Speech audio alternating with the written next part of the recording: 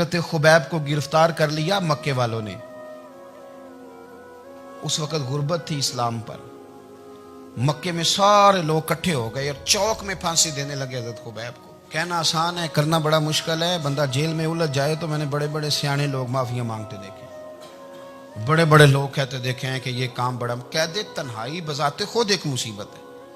آپ کو اکیلا رہنا پڑ جائے نا، یہ لاک ڈاؤن ہوا ہے تو لوگ نفسیاتی مریض بن گئے. اکیلے رہنا، تنہا رہنا کوئی چھوٹا کام ہے؟ حضرت خبیب اکیلے، اور مکے کا دور اور چاروں جانب کافر، اور چوک میں جب پھانسی پہ لٹکایا جانے لگا تو ابو سفیان بولے اور بول کے کہنے لگے یار بندہ کوئی کام کر کے بڑا پچھتاتا بھی ہے کہ یار نتیجہ کیا نکلا. تو معاذ اللہ آپ کا بھی نتیجہ تو پھانسی ہے، تو آپ کا کیا خیال ہے؟ یہ آپ یقین کریں کہ لوگ صحیح صحیح ساتھ چلتے ہیں، تھوڑی سی دشواری اٹھانی پڑ جائے تو کہتے ہیں میں گاڑی ٹھیک تھا، پر انہی پتھروں پہ چل کے اگر آ سکو تو آؤ. میرے گھر کے راستے میں کوئی کہکشاں نہیں ہے. لوگ نا میٹھا میٹھا کھانا چاہتے ہیں، تھوڑا کڑوا آ جائے تو مصیبت بن جاتی ہے. کہتے ہیں سارے ہی فلانے سے پیار کریں گے تو میں کروں گا، سارے مخالفت بھی کریں گے تو ہم انشاءاللہ پیار ہی کریں گے. یہ کیا بات ہوئی کہ ہم زمانے کا رنگ دیکھ کے چلیں گے؟ اب بعض لوگ پچھتا رہے ہوتے ہیں. حضرت خبیب سے کہا، ابو سفیان نے ابھی کلمہ نہیں پڑھتے تھے، کہنے لگے تو اس وقت پھانسی پہ لٹک رہا ہے اور تیرے نبی مدینے میں اور آرام میں، اور ان کے صحابہ آرام میں، اہل بیت گھر میں. تیرے ذہن میں اگر اس وقت یہ بات ہو کہ اس وقت تیری جگہ پہ وہ ہوتے معاذ اللہ، تو پھر کیا ہوتا؟ مجمع غیروں کا، علاقہ غیروں کا. یہ ٹائم آیا تھا اب نعرہ رسالت لگانے کا. اب ٹائم آیا حضرت خبیب نے نعرہ رسالت لگانا ہے، پر لگانا کس طرح ہے کہ کافر یاد رکھیں. حضرت خبیب سے کہنے لگے اگر تیری جگہ حضور ہوتے تو پھر تیرا کیا خیال ہے معاذ اللہ؟ تو حضرت خبیب کہنے لگے تم ابھی بھی نہیں سمجھے. ٹھیک ہے میں مکے میں اکیلا ہوں، سارے لوگ مدینے میں ہیں، پر میں پچھتا نہیں رہا، میں تو فخر کر رہا ہوں. میں فخر کر رہا ہوں اس لیے کہ چوری کر کے جان نہیں دے رہا، مدینے والے کی عزت پہ جان دے رہا ہوں. میں فخر کر رہا ہوں. فرمایا سن، تو کہتا ہے تیری جگہ حضور ہوتے اور تم انہیں یہاں معاذ اللہ پھانسی پہ لٹکاتے. فرمایا سن، میں تو یہ بھی پسند نہیں کرتا کہ میں گھر میں بیٹھا ہوں اور میرے نبی کو ہلکا سا کانٹا بھی چبھ جائے. ہمارا اپنے نبی سے محبت کا رشتہ ہے، ایک کانٹا بھی حضور کے قدم مبارک میں چبھے ہمیں برداشت. مجمع ان کا تھا، نعرے لگ رہے تھے، ہم نے مسلمان پکڑ لیا. لیکن حضرت خبیب نے اکیلے، اللہ کرے آپ کو میری بات کی سمجھ آئے، اللہ کرے آپ کو سمجھ آئے، اکیلے جب پھانسی کے تختے کے قریب نعرہ لگایا نا کہ میں تو کانٹا بھی نہیں چبھنے دوں گا اپنے نبی کو. اب سارے ہار گئے. اب اس ایک جملے نے نا ان کو شکست خوردہ کر دیا. اب بول کچھ نہیں سکتے تھے، گردنیں جھک گئیں. اور جب سناٹا چھایا تو ابو سفیان ساتھ والے سے کہنے لگا باقی ساری باتیں اپنی جگہ پر ہیں، پر اصحاب محمد سے پیار تو بڑا ہی کرتے ہیں نا.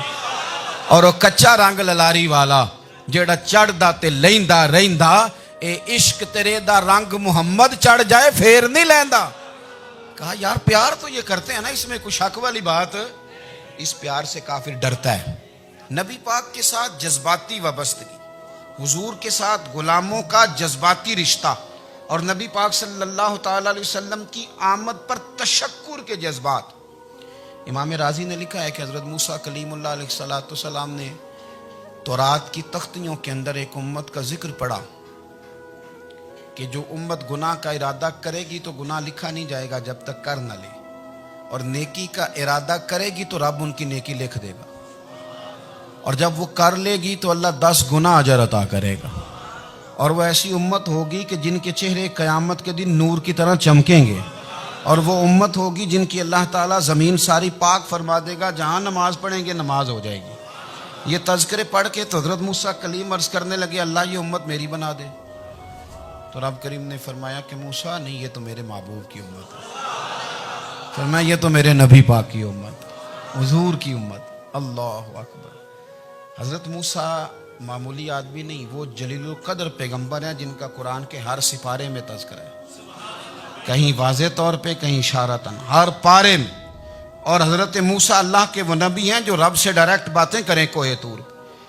کہا اے موسیٰ یہ امت تو میرے نبی کی ہے. تو حضرت موسیٰ علیہ السلام عرض کرتے ہیں، امام راضی نے لکھا ہے، کہتے ہیں اے اللہ پھر مجھے اپنی نبی کی امت میں شامل کر۔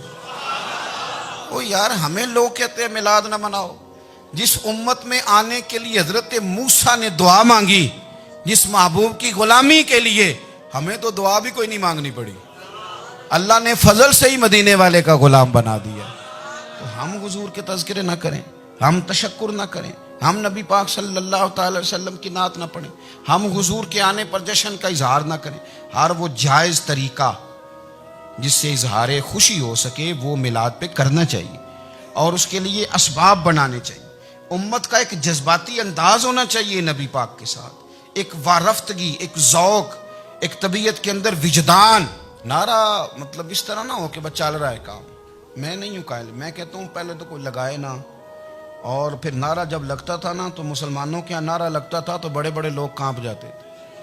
صوفیاء نے لکھا ہے کہ حضرت عمر نے جب کلمہ پڑھا نا تو 39 بندے کلمہ پڑھتے تھے، تو نبی پاک نے رات کو دعا مانگی، اے اللہ عمر کو مسلمان کر کے اسلام کو عزت دے۔ حضرت عمر سویرے آ گئے، میں وہ تفصیل میں نہیں جاتا، بات لمبی۔ حضرت عمر جب آئے نا اور انہوں نے آتے جب کہا نا کہ میں کلمہ پڑھنے آیا ہوں، تو حضور اتنے راضی ہوئے کہ نبی پاک نے کہا اللہ اکبر، تو صحابہ نے نعرے لگائے اللہ اکبر اللہ اکبر، یعنی 40 لوگ مسلمان ہوئے تو نعرے لگے۔ ہمارے صوفیاء کہتے ہیں حضرت عمر کے آنے پر جب نعرے لگے تو بتاؤ کہ وہ تو نعرہ تکبیر لگا، نعرہ رسالت کیوں نہیں لگا؟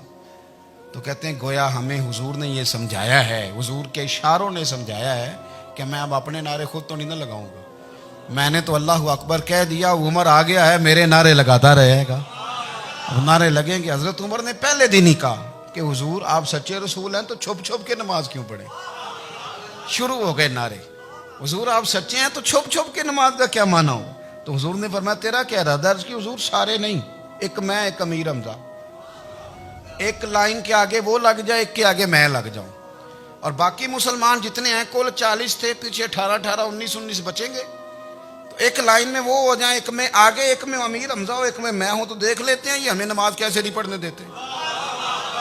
ہاں دیکھ لیتے ہیں، آئے نا میدان میں، ادھر آ ستمگر ہنر آزمائیں تو تیر آزما ہم جگر آزمائیں، اور غلامان محمد جان دینے سے نہیں ڈرتے، یہ سر کٹ جائے یہاں رہ جائے کچھ پرواہ نہیں کرتے۔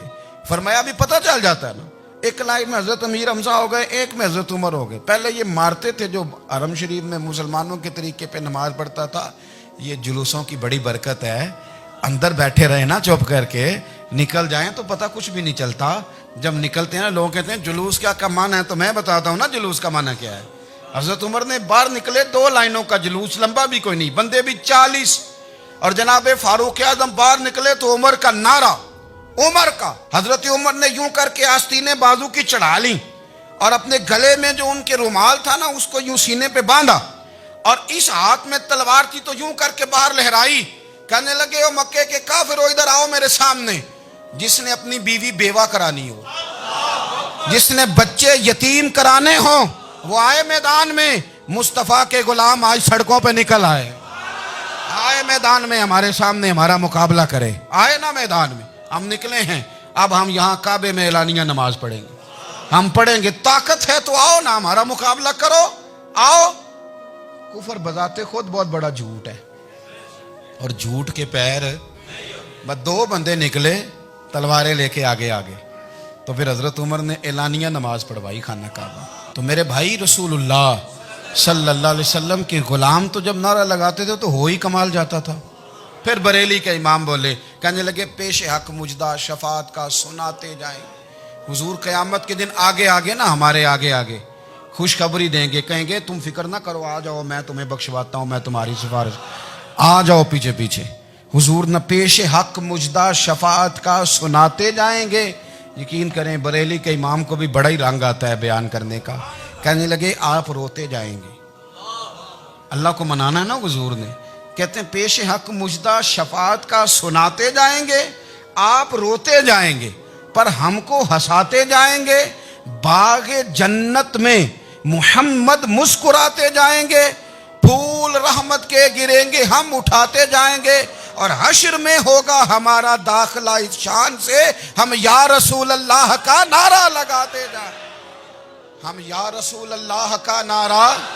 امام راضی کہتے ہیں حضور نے ایک رکا پکڑا چھوٹا سا, ایک بندے کو لوگ دوزخ میں لے کے جا رہے ہیں. اچھا مجھے ایک بات بتاؤ, فیصلہ پہلے ہو گیا ہے, اللہ کے سامنے ہوا ہے, اور فیصلہ ہو گیا اور طے ہو گیا کہ دوزخ میں جانا ہے. وہ قریب پہنچ گئے دوزخ کے, تو حضور نے دیکھ لیا, اور بتایا کس نے؟ حضرت آدم نے.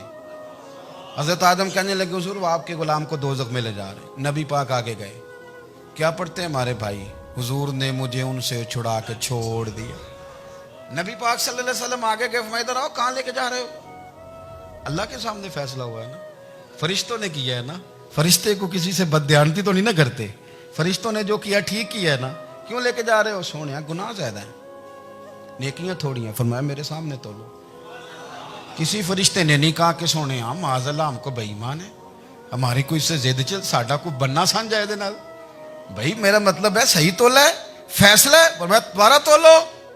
گویا رب بھی فرماتا ہے جیسے میرا محبوب کہتا ہے ویسے ہی کر. او کوئی نہیں, دوبارہ تول لو, کوئی حرج نہیں, تولو نا دوبارہ. فرشتے دوبارہ آئیں گے, انہوں نے دوبارہ تولا, ایک پلڑے میں نیکیاں ایک پلڑے میں گناہ. اب وہ گناہ پھر زیادہ نکلے تو نبی پاک نے نا جیب سے اتنا سا روکا نکالا. روکے کا بھی کوئی وزن ہوتا ہے, وہ حضور نے نیکیوں کے پلڑے میں رکھ دیا, نیکیاں بڑھ گئیں. فرشتے بھی چپ کر گئے. چلو بھائی جنت میں. میری طرح کا تھا نا, پتہ سارا ہے سردار نو کیتی ہے, پتہ تو تھا نا اسے من آنم کے من دانم. تو سیدھا حضور کے قدموں سے جا لگا, کہنے لگا سونے میں تو ساری زندگی گناہ کرتا رہا, یہ کون سی نیکی ہے؟ تو حضور فرمانے لگے چپ کر, جنت کا دروازہ کھول گیا, تو جا جنت میں. حضور رکے میں کیا ہے؟ فرمایا تو نے ایک دن درود و سلام نہیں پڑھا تھا, میں نے تیرا سنبھال کے رکھا ہوا تیرا درود شریف, وہ نعرے رسالت بھی تو نے لگائے تھے, وہ تو کھول کے میرے تذکرے میں نے تیرا سنبھال لیا. دوزخ میں میں تو کیا میرا سایہ نہ جائے, کیونکہ رسول پاک سے دیکھا نہ جائے. میرے رسول پاک اور میری بات سنو, میں بھی آپ کو کھانا نہیں کھلاتا, لنگر میرے سنگی کھلاتے ہیں, میرے دوست آپ کو کھانا پیش کرتے ہیں. ہر جگہ آپ جاتے ہیں تو وہاں کچھ لوگوں کی ڈیوٹی ہوتی ہے, لیکن ترمذی شریف سیاستہ کی حدیث ہے. حضرت انس نے پوچھا تھا حضور قیامت میں کہاں ملیں گے؟ فرمایا حوض کوثر پہ. حضور وہاں انس پانی پلائیں گے کہ بلال پلائیں گے کہ سہیب پلائیں گے؟ فرمایا نہیں, امت پیاسی آئے گی تو میں اپنے دستے مبارک سے پانی پلاؤں. حضور وہاں نہ ملے تو فرمایا پل صراط پہ آنا, امت گزرے گی تو میں رب سلیم کی دعائیں کروں گا. تو اعلیٰ حضرت فرماتے ہیں جب حضور دعا کر رہے ہیں تو ڈرنے کی ضرورت کیا ہے؟ خدا کی رضا چاہتے ہیں دو عالم, خدا چاہتا ہے رضائے محمد, رضا اب پل سے وجد کرتے گزری کہ ہے رب سلیم دعائے محمد صلی اللہ ہو. تو حضور وہاں ملاقات نہ ہوئی تو پھر اس حدیث کو بھی یہ حدیث مضبوط کر دے گی. حضور فرمانے لگے پھر میزان عمل پہ آ جانا, امت کے عمل تول رہے ہوں گے اور میں کامیابی کی دعائیں مانگ رہا ہوں گا. تو جس کے لیے حضور دعا مانگیں گے ناکام ہوگا, ناکام ہوگا. اپنے بچوں کو حضور کی محبت سکھائیں, نبی پاک صلی اللہ علیہ وسلم کی غلامی کریں. آپ کا رشتہ نبی پاک کے ساتھ مضبوط ہونا چاہیے, آپ کے تعلقات حضور کے ساتھ مضبوط ہونے چاہیے. اور آپ نے دائیں بائیں نہیں دیکھنا کہ پراپوگنڈا کیا ہے, لوگ کیا کہہ رہے ہیں. لوگوں کو دیکھ کے جو لوگ رستہ بناتے ہیں وہ پیچھے رہ جاتے ہیں. آپ نے یہ دیکھنا ہے کہ میرا حضور سے نسبت کا تعلق مضبوط ہے. کوئی کدھر جا رہا ہے اس سے ہمیں کوئی تعلق. اس وقت عالمی حالات کیا ہیں, قومی حالات کیا ہیں, معاشی حالات کیا ہیں, جرنلسٹ کیا کہہ رہے ہیں فلانے کے, ہمیں اس سے غرض نہیں ہے. ہمیں تو اتنا پتہ ہے کہ ہم نے اپنے نبی کو راضی کرنا ہے. تو اس لیے خوبصورت محافل کا ذکر کریں, خوبصورت درود شریف پڑھیں.